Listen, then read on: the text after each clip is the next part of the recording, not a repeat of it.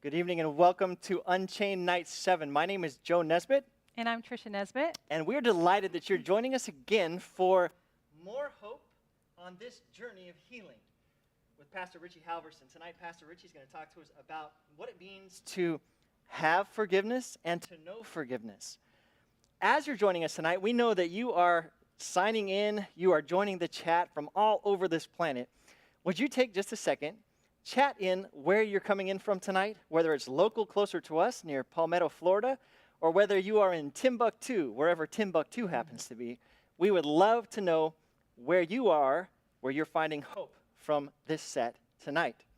Let me see here, one more housekeeping item. If you're not registered, would you please text the word register to the following number? You're going to see it on your screen too, but the number is 903-666-4541.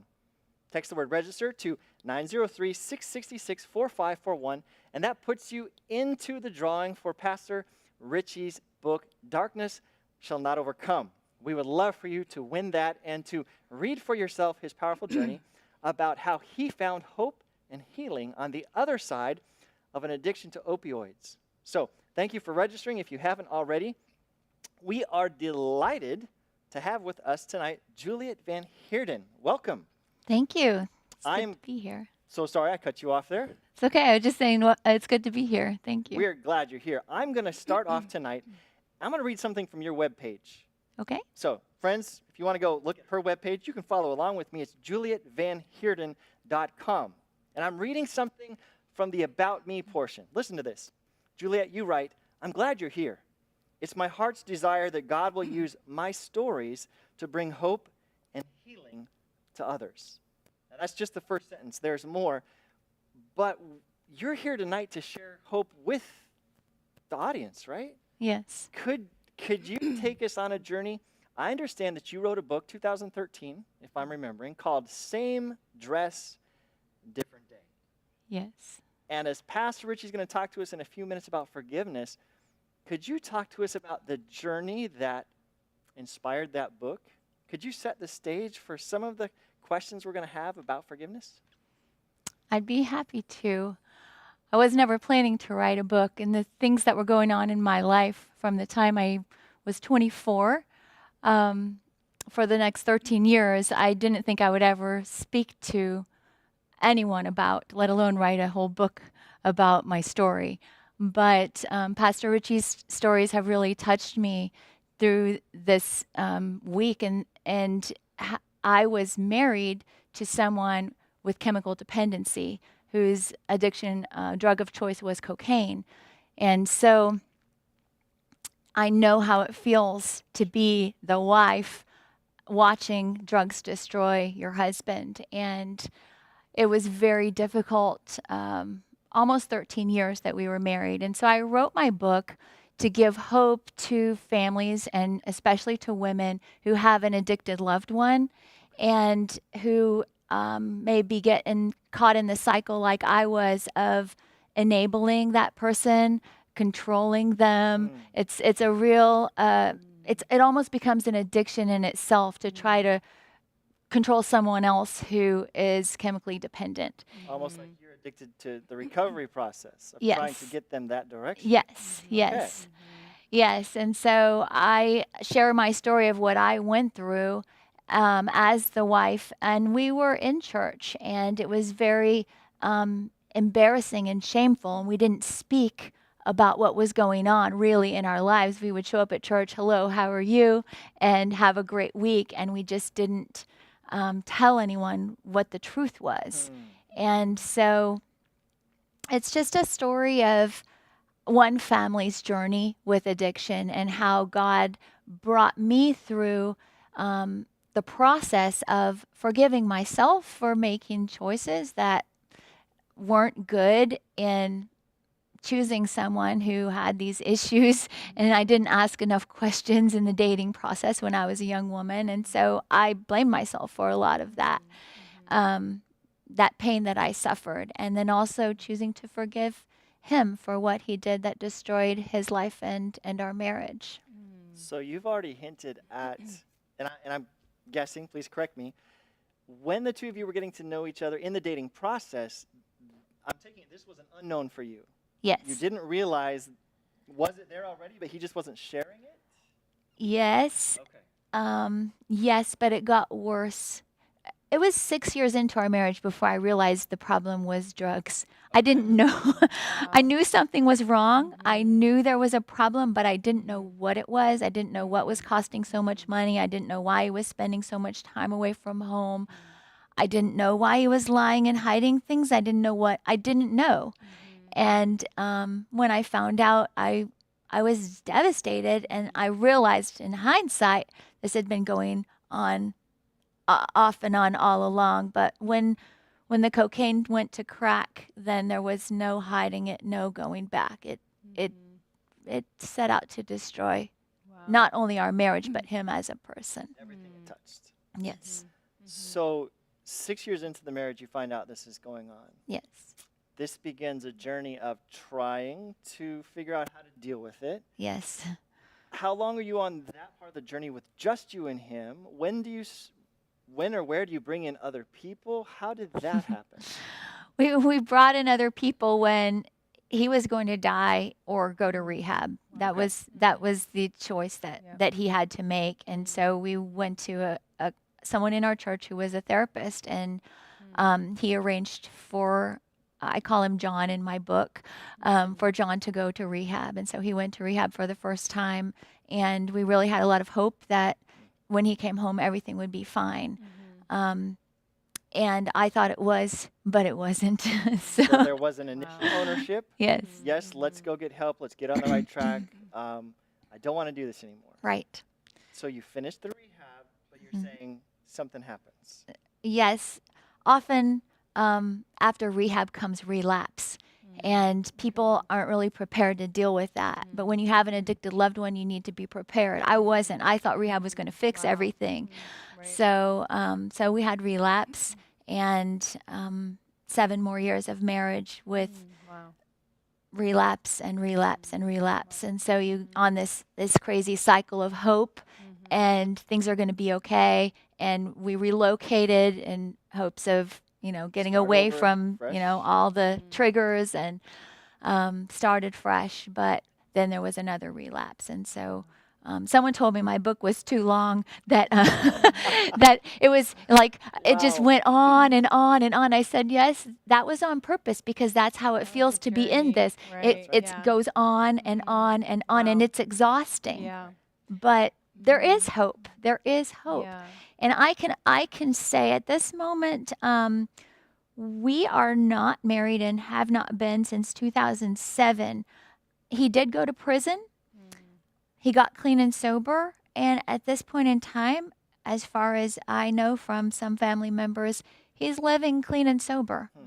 And so if you love somebody, whether it's a child or a spouse, there is hope. There is hope. And I want that message to be very clear. Sure. Yeah. I Can understand. I ask a question real Please, quick? go So, ahead. Julia, we've known each other for a while, and I'm Yes. so glad you're here. Like, Thank we're you. close friends, and we get to talk a little bit through texting, but this is the first time we've seen each other in a while, so I'm Yes. really glad to see you, and it's kind of Thank fun you. to do it here. It's great. So, when in that time where it was like, going to rehab and then relapsing, and with your spouse relapsing, how did you carry on the hope that was during, it's like such an emotional roller coaster. How did you hang on to that? Or did you at times feel like you were just, losing hope? Or what was that like for you? Sometimes I felt like I was losing hope, and I was very private, and I felt isolated and alone. A lot of times I didn't speak to my family what was really going on. And where I found hope was in my time with God, journaling and pouring out my heart to God through prayer and writing my pain to him. But I also found that I needed connection. I needed to share with a real human what was going on. And so I did seek counseling for myself. And then I discovered the Christ Center 12-step program Okay. and started connecting with that community, people who got it. So Celebrate Recovery. So that was the first one that I went to was Okay. Celebrate Recovery. Wow. And I really felt like, wow, okay, here I can be transparent, be authentic, share how I really feel, and receive tools to work through what we were going through. Can I just highlight that for our Mhm. viewers That's really quickly? powerful. So, all week long, you're hearing different accounts. And you have two pastors up here. Pastor Jay has been here. Pastor Richie's talking to you every night. And time after time, the accounts are saying this: God will see you through it, but he also gives you help. Yes. Yes. It's almost like if we break a bone, he's designed the healing process, but we still need the cast. And you still need the crutches. And you might need the wheelchair. And what we want to highlight this week is, yes, pray. Yes, believe that God can get you through it. Because Pastor Richie's highlighting every night he can. Yes. But we also want to highlight those ministries and those programs. Whether it is a 12-step program, whether it's Celebrate Recovery, we can't say enough about the value of those. It's not either or. It's not either God or human help. It's Yeah. both and. That's a really good point. That's really, Thank you. mhm. We, Yeah. we really want to hit that because I just wanted to tap that gently because, friends, we want you to find help, and oftentimes it's through the witness and the experience of other people. And those 12-step programs are amazing. People share from the heart. They Yeah. tell other people what's really happening in the sharing, and it gives you hope. You listen to other people's stories, and it's like, okay, someone understands what we're going through. Someone gets it. And just being able to be in a community like that really validates what's happening in your life. And there's a lot of shame associated with addiction, and we just kind of want to be like hiding. We can't speak. We can't even if it's if I'm not the one who's snorting cocaine, there was still a lot of shame surrounding it. And so just being able to to be in a community, a recovery community that is able to take off that shame mask and speak openly and share with one another what's going on. Absolutely. Helps so That much. authenticity. Mm-hmm. Yeah, that's so important for healing. Mm-hmm. Yeah, being honest. Yeah. Yes. With Powerful. Celebrate Recovery or with the other things that you found, are there some that stand out to you even to this day? Like, for my part of the journey as the spouse of someone who had this dependency, these really helped me through. Well, it was definitely connecting with a Christ-centered recovery group, finding a therapist or a counselor that I could go deeper with. It didn't take forever, but for a season, I really needed that. I needed even recovering from the grief of the losses that we experienced through that time. You have to be able to process these things, and sometimes we don't even realize how much we're hurting until we begin to share it with another person and we experience their compassion and their love. And some people say, well, I can't afford a counselor, I can't afford a therapist, or I can't find someone I trust. Even a trusted friend. If you have a person in your life that you can be honest and authentic with and just let them listen to you with compassion and love, there is so much healing in that. Yeah, and that highlights connection too, like you Yes. were saying. Yeah, that's important. It That's also huge. it also takes, sometimes when we don't have all those initials after our name, we almost feel helpless. Yes. Like, hey, I'm not of value to this person that's going through this. And so the temptation would be to stand off. Hey, I hope they find a counselor. I hope they find. Wow. Yes. And we could Yep. stay in that I hope they part and never draw near. Wow. Yes. But if I'm hearing you right, you're saying, Yep. don't worry about the initials behind your name. What matters is the two arms and the compassion and the listening ears. Yes. Exactly. Mhm. Exactly. Yeah.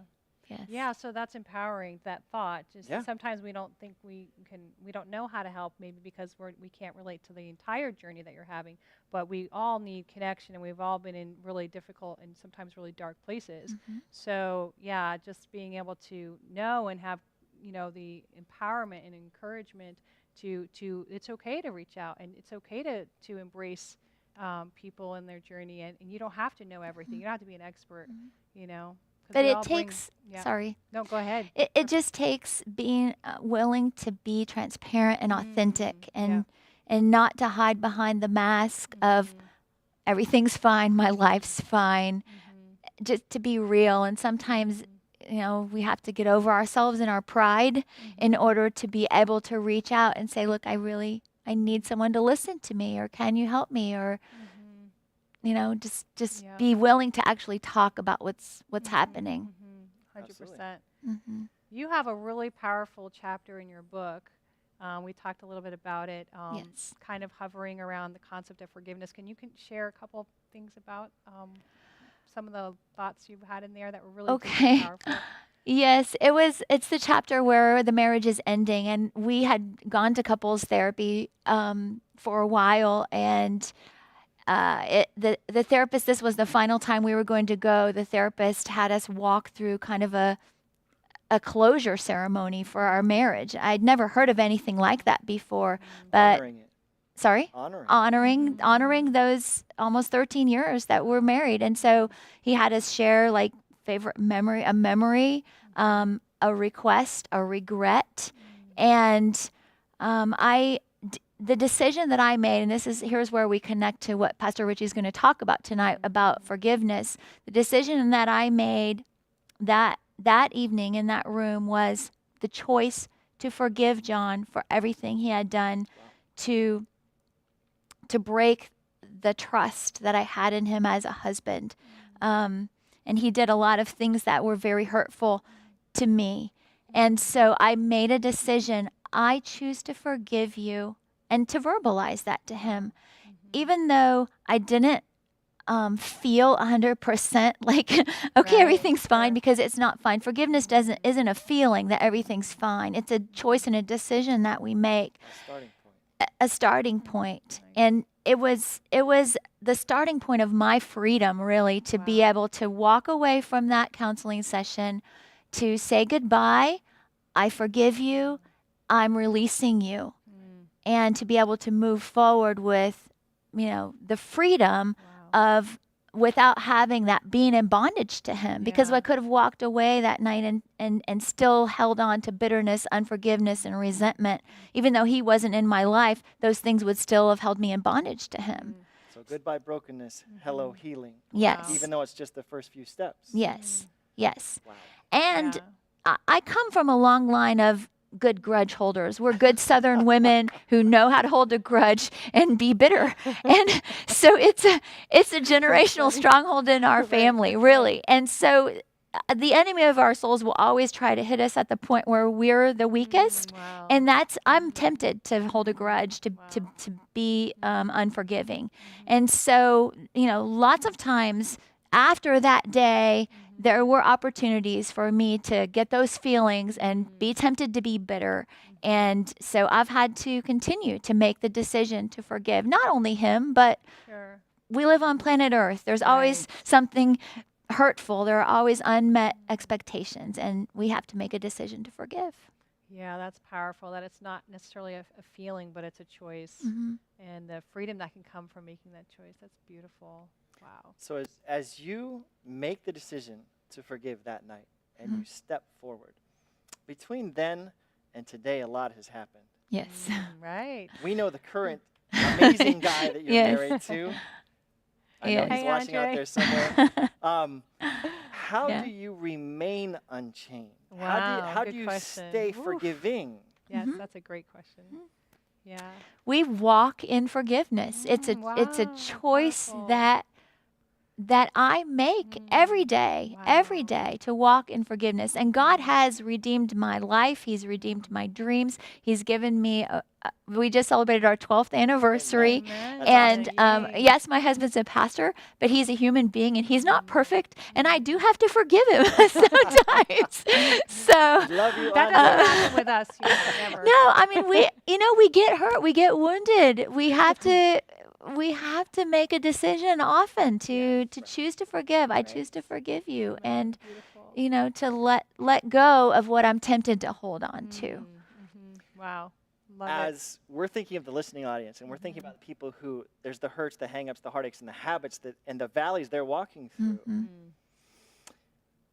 As we are wrapping this part of it, and Juliet's going to be here for question and answer. After Pastor Richie speaks, come back because we're going to ask some more questions. What kind of advice could you give somebody who might be in that place where you were at year 6?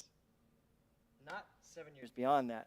Wow. At that point where you realize, uh-oh, what could you encourage someone with to say, there's hope beyond this? Okay. Great question. So what I would say to you is that you can get through whatever it is, no matter who you're loving that's hurting themselves with whatever addiction they're caught in.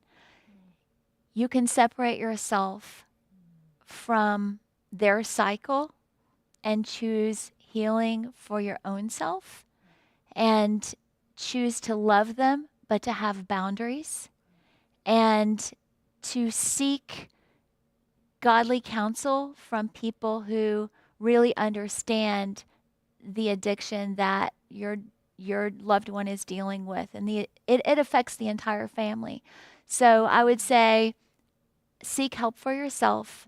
Give yourself the opportunity to set boundaries and not feel guilty for it, because it's too easy to get caught up in what everyone else is doing and forget that we matter. Wow. I didn't know that I mattered for a long time, but my mental health matters and yours matters, and it's important to recognize that.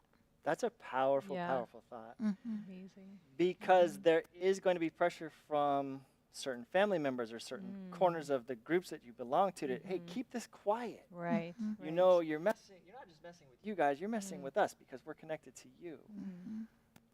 But I hear you saying love does confront. Yes. Love also cares enough, not only for them, but for the person going through it. We're gonna. Yes. I know I'm gonna come back to that for the Q&A. Okay. But Juliet, thank you so much for being here. It is such a powerful thing to hear. Start with choosing forgiveness. Yes. And then, if I remember right, you said each day walk in forgiveness. That's an incredible thought. Is there anything else that you want to say before we transition to Pastor Richie? I can't think of anything at the moment. I'll think of it afterwards, though. That There's sounds good. hope. That's what I really want to say. There is hope beyond whatever you're going through. There is hope. There is healing. And God can get you through it. Thank you so much. Friends, that being said, we want to continue this thought of hope. And Pastor Richie has a powerful message for you tonight. We're going to switch over to Pastor Richie now as he talks about forgiveness. Thank you for coming tonight. We're glad you're here.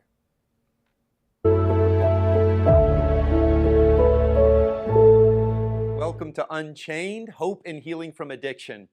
My name is Richie Halverson. For years, I struggled with addiction to opioids, but when I became willing to do something different and I surrendered to a new way of life, man, I started seeing those chains begin to fall off. And the thing about addiction is over time, the burden and the guilt and the shame begin to pile up. You hurt a lot of people when you're in active addiction. And a lot of people are hurt by addicts, and often addicts are hurt people. And the people that they're often hardest on is themselves. One of the important breakthroughs that we have to experience is forgiveness. We have to forgive ourselves, we have to forgive others, and we have to allow ourselves to be forgiven. In 2 Corinthians 5:18 through 20, it says, God who through Christ reconciled us to himself and gave us the ministry of reconciliation. That is, in Christ, God was reconciling the world to himself, not counting their trespasses against them and entrusting to us the message of reconciliation. Therefore, we are ambassadors for Christ, God making his appeal through us. We implore you on behalf of Christ, be reconciled to God. You see, to live an unchained life in a messed up world where people do some crazy stuff, we're going to have to learn how to forgive. Real forgiveness is something called reconciliation. It's not just saying I'm sorry. Reconciliation is basically restoring a relationship to its original condition before the pain and the betrayal happened. Saying you forgive someone but making their life miserable, that's not forgiveness. Saying you forgive someone but constantly reminding them of their mistake, that's not forgiveness. Forgiveness isn't easy, but it's absolutely necessary if you're going to live an unchained life. If you're going to be freed from the past that's holding you back. Of all the 12 steps that I hear people talk about, even if they've never been through recovery, is steps 8 and 9. I believe that's because those are the ones that are dealing with reconciliation. Those are the ones that are dealing with forgiveness. They are probably the most intimidating. So step 8 is making a list of all persons we had harmed, and we became willing to make amends to them all. And then step 9 is make direct amends to such people wherever possible, except when to do so would injure them or others. I always thought making amends was saying sorry until I worked this step and discovered this word, reconciliation. Real amends is working to restore the relationship. Real amends means stopping the behavior that keeps causing me to have to say, I'm sorry. In fact, sorry without change makes it worse. If I keep saying I'm sorry for a behavior, but I don't discontinue that behavior, that makes it worse. My wife got so sick of hearing me say, I'm sorry I stole from her. I'm sorry I got high. I'm sorry I was late to pick up the kids. I'm sorry I didn't even come close to picking up the kids. I'm sorry. Until one day she got so sick of it, she looked at me and she said, yeah, you got that part right. You are sorry, Richie. You see, real amends requires change. Change is hard. But friends, nothing is more freeing than real forgiveness, reconciliation. Man, when I think of forgiveness, there's this person in the Bible that immediately comes to my mind. His name was Joseph. Okay, so his brothers, they beat him up, they throw him in a pit, they sell him into slavery falsely. And then after he goes to slavery, he gets purchased, and the guy he's working for, his wife comes on to Joseph. He gets falsely accused. Then he gets thrown into prison unjustly. Man, the guy can't catch a break. While in prison, he interprets the dream of the royal cupbearer. He tells him, hey, in 3 days, you're getting out of here. But could you just do me one favor? In Genesis 40:14, he says, mention me to Pharaoh so he might let me out of this place. But notice, verse 23 says, the chief cupbearer did not remember Joseph, but forgot him. Joseph remains in prison for 2 more years. Now, I want to be honest. The cupbearer was lucky that Joseph wasn't me. Because if and when I got promoted to vice pharaoh, first order of business, bring in the royal cupbearer. But this is the thing, revenge sounds good at first, but revenge will ruin you in the end. It may have an immediate feeling, a rush of endorphins and feel good, but friends, the price and the chain is far too heavy of a burden to bear. When you look at Joseph's life, most of his pain came from one place, his family. You do know the hardest people to forgive are people in your family. And that's because you can't ignore the people you live with. It's easy to forgive someone you don't see much. In fact, I would suggest we don't really forgive them, we just forget them, right? It's easy to forgive people that we don't see very much, but the person that you got to work with and live with and raise kids with and man, you got to sleep next to, that is hard. Joseph didn't deserve everything that happened to him. Everything that happened to him wasn't right. Nothing was justified that the brothers did. But when you're following this story, it does seem like Joseph might have been a little bit hard to live with. Okay, he seemed to have been a little bit of a tattletale. He seemed to be a little spoiled. You know, his father loved him. You know, he got a special coat. None of the other brothers got a special coat. He seemed a bit of a show-off. I think he was probably a little annoying. Hey guys, I had another dream last night. Who cares, Joseph? But according to Genesis 37, Joseph's brothers hated him. No matter how annoying Joseph was, he didn't deserve the hate. It says that they couldn't say anything nice about him. They were jealous of him. Let me tell you, jealousy, hate, and anger, those chains will kill you and burden you and crush you as fast as any drug. These brothers are going to discover that the short-term satisfaction of getting even isn't worth the long-term price that you have to pay. While Joseph was in prison, think about that, 13 years in prison for what his brothers did. With every bowl of prison food that he had to eat, every beating from a prison guard he had to get, every second, minute, hour, day, year lost, Joseph was reminded of what his brothers did to him. But as you study this, something jumped out at me as I was reading this story. You keep running into this same phrase. In Genesis 39:2, it says that the Lord was with Joseph. When Joseph was in Potiphar's home, the Lord was with Joseph. When Joseph was in prison, the Lord was with Joseph. In Pharaoh's court, the Lord was with Joseph. No matter where you are right now, God is with you. And so instead of wasting time planning his revenge, Joseph spends his time getting to know God and heal. Instead of staying in the problem of what happened to him, Joseph gets into the solution. You see, revenge only hurts. Resentments only hold us back. They do not help the pain that you've experienced in life. Instead of letting the pain make him bitter, Joseph let pain make him better. Man, I experienced a lot of pain in active addiction. I lost a lot of stuff, and I almost lost my family, and I almost lost my life. I went through a lot of pain. And so I'm going to allow that pain, instead of being kept prison in that pain, I want to experience freedom from that pain. I'm going to use that pain in order to push me forward. You see, Joseph let the pain make him better. We're not responsible for everything that happens to us. Some of us may have had some very terrible things that were done to us. And you know what? We're not responsible for everything that happened to us. But we are responsible for the way that we respond to what happens to us. The first time I ever worked step 8 and 9, in recovery, man, I had a massive list.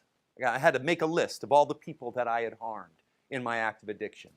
People I stole from, people I lied to, people I endangered, people I hurt. The people you love the most, you usually hurt the most. But like Joseph, I knew that I wasn't alone. You see, just as God was with Joseph, God was with me. God put people in my life that were healthy, that were going places where I wanted to go. I had a sponsor who had gone through what I had gone through, who had made amends, who had reconciled his relationships, who was there to help me. They say the steps are in order for a reason. There are people who want to jump over step 1, 2, 3, 4, 5 and go all the way to 8 and 9 and start making amends. Don't do that. They're in order for a reason. Each principle builds on the next and prepares you for the next one. And so it was helpful to have a sponsor who reminded me of this process of reconciliation. He reminded me not to put expectations on these amends. He said, Richie, look, don't go into this amends expecting them to take it a certain way. Don't expect them to receive your amends and receive you back in open arms. He reminded me that I wasn't responsible for their reaction, but my action. I'm not responsible for anybody else, just my action. And so I started making these amends. And you know what? I went up to some people and they were angry. I went up to some people, man, they said, I don't ever want to see you again. I went up to other people and they were upset. They were sad. They were hurt. How could you do this to me? But you know what? I went to other people and they were happy. But you know what? Regardless of how it was received, my burden was lifting, which with each amends I made, with every reconciliation, my chains started breaking. In the Lord's Prayer that Jesus teaches the disciples, it's interesting because it says, forgive us our debts as we forgive our debtors. Notice it doesn't say before or after. It says as. As we forgive, so we are forgiven. Only when we forgive do we start feeling forgiven. In Matthew 6:14 through 15, it says, if you forgive others, your heavenly Father will forgive you. But if you do not forgive others, neither will your Father forgive you. Now, I don't believe this is saying that God's up in heaven keeping track and he's saying, okay, they finally forgave a sin. Now I'll forgive one of his sins. Okay, 2 sins, now 2 sins. No, I don't believe that's what it's saying. What it's saying is only when we receive God's forgiveness can we adequately ever give forgiveness. Matthew 18:35 says we have to forgive from the heart. Matthew 12:34 says out of the abundance of the heart the mouth speaks. The reason some of us can't ever forgive is we've never allowed ourselves to be forgiven. We have no forgiveness to give. You know, our hearts are, there's no room for forgiveness in our hearts. And the problem is you can't give out of a deficit. And so before you can ever give forgiveness, we've got to receive forgiveness. And as I was making those amends, man, I started feeling free, regardless of the way it was received, regardless of whether someone accepted or not. It was about me doing the right thing. It was about me breaking the chain of shame, breaking the chain of guilt, breaking those chains. But the person that I had at the very top of my amends list was myself. I had to learn to forgive myself. It's a process. It doesn't happen overnight. But let me tell you, freedom comes with forgiveness. When we get to the end of this story, Joseph's brothers show up. It's kind of interesting. The tables have turned. It's a drought going on, and Joseph's brothers show up. They need his help now. They don't recognize him, but boy, Joseph recognizes them. They're the brothers that beat him up and threw him away. And throughout this encounter, Joseph has to keep excusing himself in order to hide his weakness. Because you guys, real forgiveness is hard. It's not easy. Real forgiveness it's a mini death. It's not easy. And so Joseph tests his brothers to see if he can really trust them. You see, forgiveness is not being a punching bag. Forgiveness doesn't mean you just excuse bad behavior. Forgiveness is not enabling someone to continue. That's not forgiveness. No, Joseph tests his brothers to see if he can trust them. People will be clean for 5 days and they'll come up to me and say, yeah, my wife still doesn't trust me. My mom still doesn't trust me. My dad doesn't trust me. You've been clean for 5 days. And look, that's great, but it's going to take more than 5 days. You know? That's great. You haven't lost your temper in 10 days, but you've been losing your temper for 20 years. It's going to take some time for them to trust you. You used for years. Maybe you lied for years. Maybe you had an affair for years. Maybe you've been a jerk for years, right? A trust violated for years doesn't heal overnight. Trust is going to take time to reestablish. It took time for my wife to trust me again. It took time for my wife to be open to opening her heart to receive me again.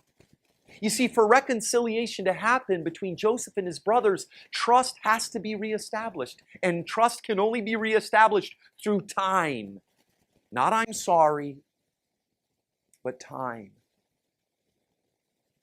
Joseph pretends like he's going to put the youngest brother, Benjamin, in prison. He is the last son of Jacob's late wife. But in almost the exact opposite way, instead of doing to Benjamin what they did to Joseph, these brothers beg to take Benjamin's place. Instead of allowing him to go into prison as they had done with Joseph, they asked to go in his place. You see, friends, this is the key. Joseph is not the only one who's been in a prison. In fact, his brothers have been in a prison, a mental prison, a physical prison, much longer than Joseph has. I've discovered that my mental prisons were far worse than any jails or institutions or prisons that I ever went to in my active addiction. These brothers need to be set free. They need the freedom of forgiveness and reconciliation. In Genesis 45, 1 through 2, notice what it says. Then Joseph could not control himself. Before all those who stood by him, he cried. He wept aloud so that the Egyptians heard him, and the household of the Pharaoh heard him. You see, friends, forgiveness hurts, but it's where the healing can begin. It's where the tears can happen, and it's where you finally feel this weight lifted. Genesis 50:20. Notice what Joseph says. He says, you meant evil against me, but God meant it for good, in order to bring about, as it is this day, to save many people. In Romans 8:28, it says, for those who love God, all things work together for good for those who are called according to his purpose. This is probably one of the most misquoted scriptures. This doesn't mean that everything that happens is from God, because not everything that happens in life comes from God. This doesn't mean that everything that happens in life is good. What it's saying is that everything that happens, even bad things, God can bring something good out of it. Just look at the life of Joseph. In fact, nowhere do we see this reality more than in the cross of Jesus Christ. In Romans 5:7, it says, one will scarcely die for a righteous person. It's hard enough to forgive and take a bullet for someone we love, let alone someone we hate. And yet we read in Romans, God showed his love for us in that while we were sinners, now in the Greek, it's enemies. While we were enemies, Christ died for us. I like the way the Message paraphrase puts it. God put his love on the line for us by offering his son in sacrificial death while we were of no use whatever to him. You see, often we forgive people because we still have use for them. We live with them, we work with them. You know what? I'll enjoy life better if I just kind of forgive them or say I forgive them. But if we only forgive someone to get something out of it, it's not real forgiveness. It's a transaction. According to Romans 5:8, God forgave us when we were only a liability, when we brought nothing to the table. If you love those who love you, what benefit is that to you? Even sinners love those who love them. But friends, when you are really hurt, when you really have reason to be upset, when you have a reason to resent, but instead of taking it out on them, you absorb the pain and you forgive them and restore the relationship to where it was before you hurt. That's where real healing can begin. That's where real freedom is. On the cross, Jesus forgives his executioners. He says, "Father, forgive them, for they know not what they do." And like Joseph, Jesus was abandoned and betrayed by 12 brothers, his disciples.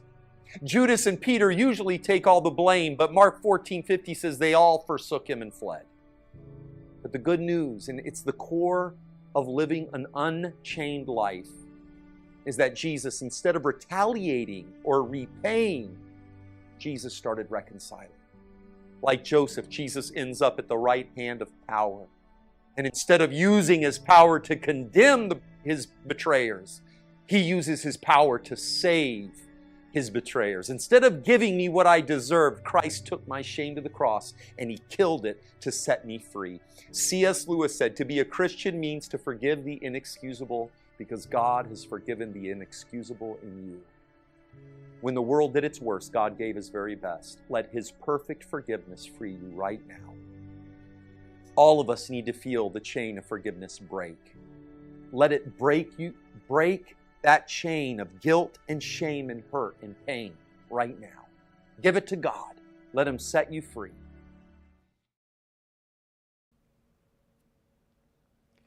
Welcome back. Pastor Richie, once again, boy, he really calls things, doesn't he?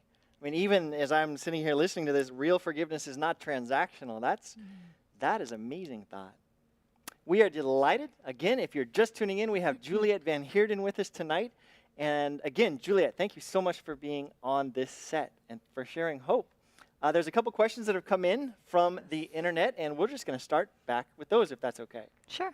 All right. Yeah, so this is a great question. It's 2 parts. It says, if forgiveness is reconciliation, how can you forgive someone who is not changing?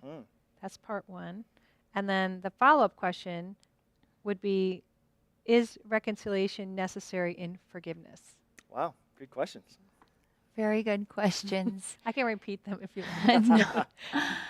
I don't think forgiveness equals reconciliation. Our desire, especially when we have addicted loved ones, is a relationship. Where we want the relationship, we want to reconcile with them, but it takes more than one person in order to be able to reconcile and to be able to have a relationship. Forgiveness can do 2 things. It can restore a relationship and it can help us to reconcile, but it can also release. And sometimes, as in this situation with my first husband, the choice of forgiveness that I made with him was to release him from the bondage of my expectations and to set myself free from being bound to him through the spirit of unforgiveness. Wow. Wow. To sever a connection, freeing both parties. Yes. That's Yes. incredible. There's a thought hiding in there that goes back to something you said before Pastor Richie talked to us. There's a moment in this journey where there's a paradigm shift where you almost wake up and say, wait, I matter too. I'm valuable too. Yes. Can you talk to us when that occurred? Do you remember how it occurred? Like, at what point did you realize, no, in this process, I matter? Okay. I kind of had an aha moment when my therapist said, "You are making his addiction your life." Wow. And I didn't know about the word codependency at that time, right. but that's when I learned codependency. And I've lost myself. yes, Yes. and I realized, yes, that's really true. Like every waking thought is he using? Is he not using? Is he Wow. lying? Is he not lying? Yep. Are we going to be able to pay the bills because he snorted all the money? Or, how am I going to do this? So my whole life was his cycle of addiction. Wow. And I just had to be like, okay, yes, that's me. And every time he doesn't come home on a Friday after getting paid, am I sitting there eating half a gallon of mint chocolate chip ice cream? Right. So I was numbing my pain with my own addiction of Wow. sugar and, Right. whatever. It Yeah, can be whatever. whatever. Right. So I realized, wow, I'm caught in that cycle too. And Wow. it's a problem. How did you, going forward from that aha moment, how do you stay in the place of I matter and I need to not be codependent? I need to also be thinking about my health and me. How do you Yes. stay in that? It's hard because Yeah. those are patterns, and I have to be aware of it. I have to actually just make myself aware of, am I crossing that boundary where where I'm putting myself in someone else's life too much, and am I allowing what they're doing, their choices, to affect me too much? And I really had to learn a lot about boundaries. And it's been very helpful. I've grown a lot as a human being, and I still have a lot of growing to do. When my husband and I, my current husband and I, Andre, when we adopted 2 teenagers 6 years ago, I got triggered a lot from some Okay. choices that my kids were making, and I found myself face to face with the old me in the mirror, and I had to be very careful about not relapsing into my own Right. More mint chocolate chip ice cream, and yes, etc. whatever Right. it is. So it's I dare say that staying in I matter and I need to be aware of me is also a day by day. Right. It's not, it's not selfish. Realizing Right. that Right. that's not selfish. That's healthy. You're That's valuing. that's value. healthy. There is there a sense there too where you come to the place where you say, in order for me to be of value to others, even in their own recovery, I have to be healthy. Yes. I have to have my sleep. I Yes. have to have certain things taken care of, Yes. and they're non-negotiable. We see these memes on social media, self-care matters and Right. but self-care is more than a manicure and a pedicure. Self-care is really taking care of, it's soul care. Right. Wow. Beautiful. That's powerful. Yeah. Very cool.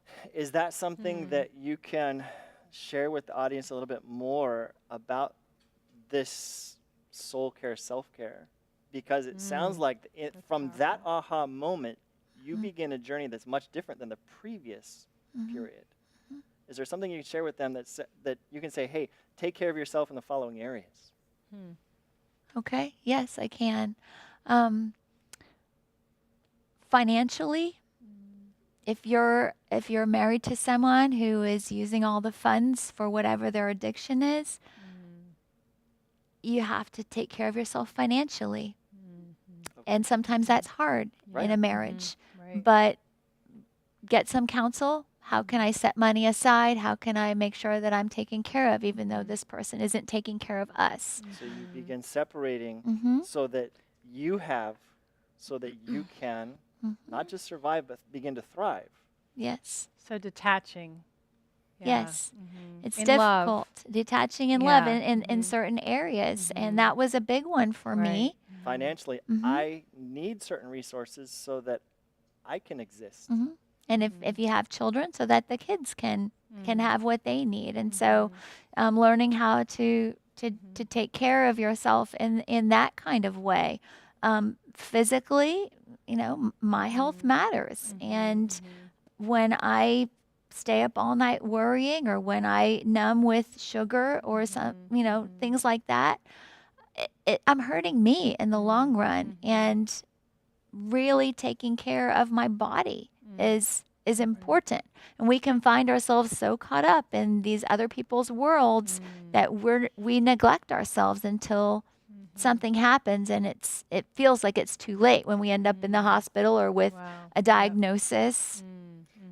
There's a moment of Powerful. choice in there where if this ship is going down and it's not getting healthier, do I go down with it, or do I choose that love that separates and says, I'm going to take care of myself, my children, etc.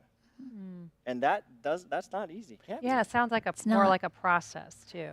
It's a process, and it really helps to have a witness to your life, someone that you trust, who can remind you of the decisions that you made and the boundaries that you set. Right. Yeah. It does. They can say kindly and in love, remember when we had that conversation and you decided to do this, because we have these moments of weakness and the other person can be very manipulative, and we Right. second guess ourselves in our truth. And so it really, like we talked about earlier, to have a connection with someone who's a witness to your life and can encourage you to move forward with those choices that you made when you were sane and sober yourself. Yeah. Healthy choices. Yes. And it really seems like you really have to have that connection so that you can have the accountability, because there's a level of trust that has to be there in that authentic relationship Yes. and that transparency. Yes. So there has to be like that congruence in the relationship. That's Yes. yes. Did you find yourself, as you started to separate healthfully, did you find yourself then intentionally choosing friendships and safe people? Like, did you, instead of saying, I'm just going to do this differently on my own, were you also changing who you were hanging out with during that time period? Well, I had a really good, solid friendship base. And so I had my people, but coming out of a relationship where my spouse's mistress was cocaine Wow. and I was Wow. neglected and not paid attention to, Wow. I was very vulnerable. Right. Gotcha. And I could say this to many women and men. Yep. You come out of that, someone pays attention to you, and you can go down the same rabbit trail again in a different kind of way. Wow. And that Understood. happened to me. It was the hardest. Wow. This was the hardest chapter in my book to write because I was very honest about Yeah, what wow. happened. But I got Wow. sucked into another relationship that wasn't good, and was ended up hurtful, and I had to learn another hard lesson. So we do have to set a boundary and be very careful with who we have in our lives and who we Yeah. choose to allow in when we're hurting and vulnerable. Absolutely. Yeah, and I that think that would awareness. take us full Yeah. circle back to forgiveness, because when something like that happens, these hardest chapters, we end up then saying, hey, I thought I was making good decisions here, but now I've done something to hurt. And you end up having to come back and forgive yourself Yes. Wow. Yes. while That's a you're good forgiving somebody else. Point. Yes. Yeah. Wow.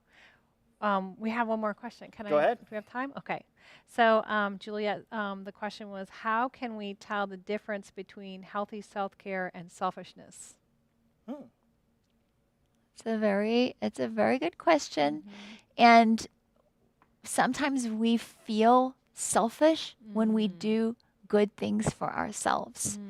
But God designed us with emotions, that things that bring us, when we have joy, when we feel good, really good about something, it is healing to us. And so I'm tempted sometimes, if I do something good for myself, to feel selfish, but we need to recognize that no, I'm valuable. Yep. This is okay. This is good for me. And I'm not talking about being frivolous or wasteful or those kinds of things. I'm talking about really, really taking care of me. And that's okay. A lot of times single moms have a hard time with this Right. because they put their kids first. They Yep. put everyone first. But stepping back and saying, I really matter, and I can be the best mom, the best friend, the best spouse, whatever. When I take care of myself, I can be the best for other people too. Wow. That's Absolutely. beautiful. Because the codependent partner on the other side is going to say, anytime you spend away from me is selfish. Yes. They're going to be trying to define your health. Yes. And that's going to be difficult to Yes. say, no, actually, this is something that is healthy for me, and I'm sorry you don't recognize that. And that goes back to the boundaries being important for the self-care and the soul care. Yeah. Interesting. So much there to talk about. It's awesome And to fortunately, hear You have brought insight. the 2 books that you authored. Yes. Can you tell us a little bit about them? Because audience, when you're looking for resources, when you're looking for that light at the other end of that tunnel, when you're looking for that hope beyond the hurts, the habits, the heartaches, these are 2 amazing resources. And could you share with us and Yes. with the audience just a Yes. little bit? I would be happy to. I'm excited to share. So this is the book we've been referring to. I always call it my book because it was the first. It was the first. It's my baby, but it's called Same Dress, Different Day. And it's a spiritual memoir of addiction and redemption. And it walks through the journey with me of being married to a chemically dependent spouse. But it really talks about my codependency and my addiction to control and enabling. And so it's a book of hope. And I wanted to share with you all I spoke about that moment in the counselor's office, and I wanted to share with you my favorite quote from my book. It says, "Forgiveness is the sharpest tool for cutting soul ties with someone from our past. It is bitterness that binds." Wow.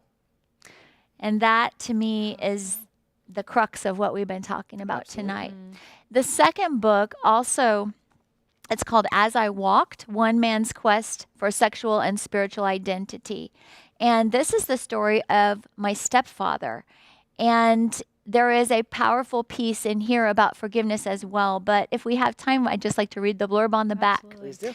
He says, "My boyish innocence was stolen by a sexual predator, and I kept the soul-gnawing secret for decades. That experience changed me. Growing up in 1950s England, I couldn't discuss my sexual identity issues with anyone. Feeling isolated and confused, I turned my back on the father who misunderstood me and the religion that failed me. Later, as I lost friends to AIDS and suicide, I became more determined than ever to live by faith and not by feeling." This man has been married to my mother for 31 years and has been an amazing husband and stepfather to my sister and myself.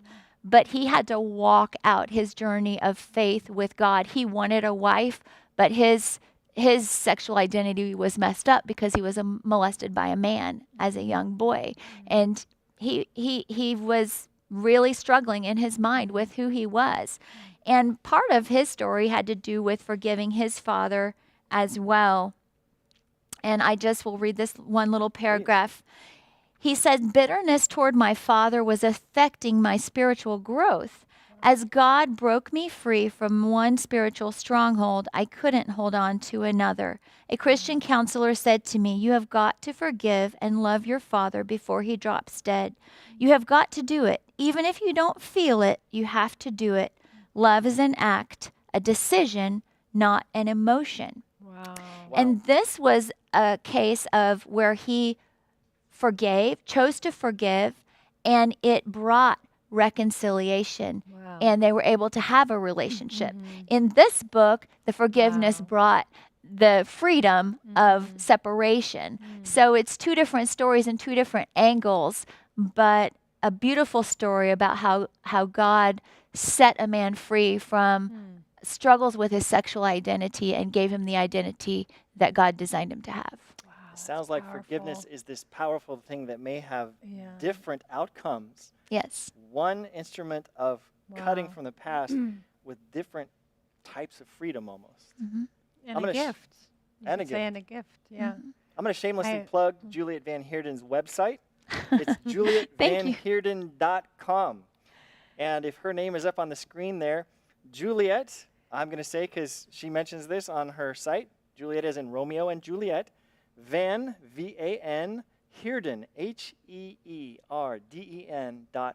So julietvanheerden.com. And Julia, we didn't get to touch on it on this time, but I love how you write. You're just a beautiful writer. Thank and you. I know that journaling was a part of your, how you were even from a young age journaling and going through all these experiences.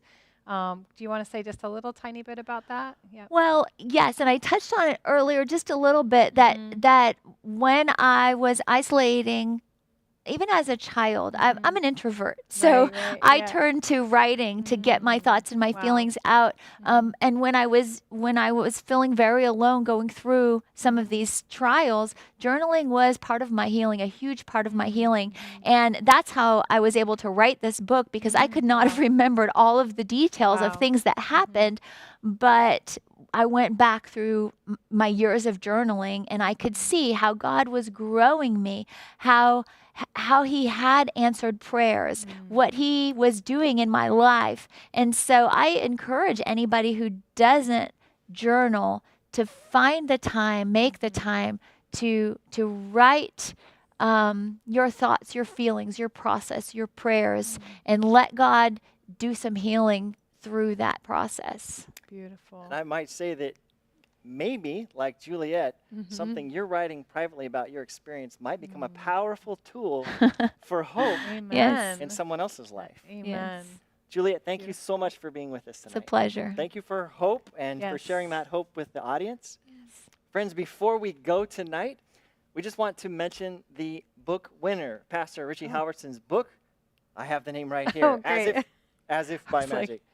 Friends, and let's steal from Jay here. There's a Oh, yeah. drum roll, right? So a little drum Gotta roll, keep please. tradition All right. here. Tonight's winner is Aaron Young. Aaron, we're going to pass your name along, and we'll be in touch with you. Someone from our team will be in touch with you.